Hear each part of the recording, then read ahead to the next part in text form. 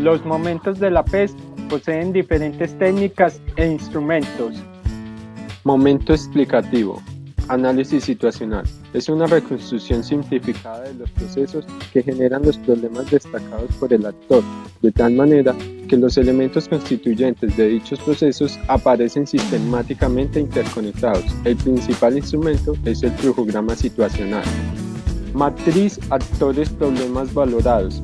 Relaciona los actores sociales con el archivo de problemas valorados y los valores que cada actor le asigna a los diferentes problemas. El principal instrumento es el mapa valorativo de problemas. Usa otros instrumentos como la entrevista, el mapa parlante y el registro anecdótico. Momento normativo. Matriz, proyectos de acción, problemas.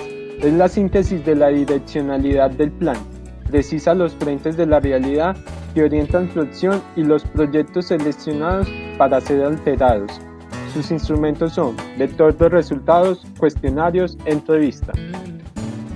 Matriz general de problemas, operaciones.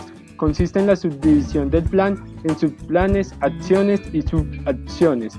Estas particiones resultan de la necesidad de descentralizar para que la planificación sea creativa y democrática.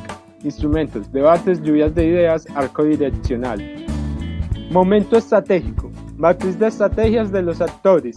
Permite reconocer las decisiones para concebir una estrategia. Las estrategias pueden ser de cooperación, cooptación y conflicto.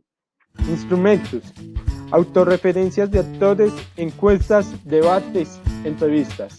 Matriz de juegos. Permite conocer la realidad y sus posibilidades por medio de la interacción entre actores creativos. Se divide en matrices de juego de coordinación, presión, credibilidad, simple de suma cero. Instrumentos. Debates, acción conjunta, cuestionarios. Matriz de un juego de presión. Matriz de un juego de credibilidad. Matriz de un juego simple de suma cero. Momento táctico operacional. Árbol relacional de un problema.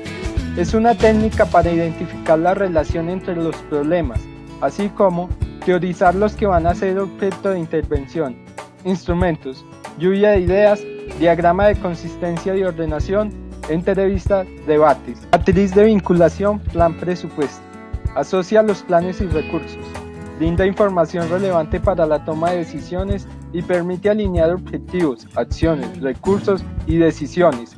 Instrumentos. Esquema de compatibilización entre plan presupuesto. Diagrama de análisis de viabilidad.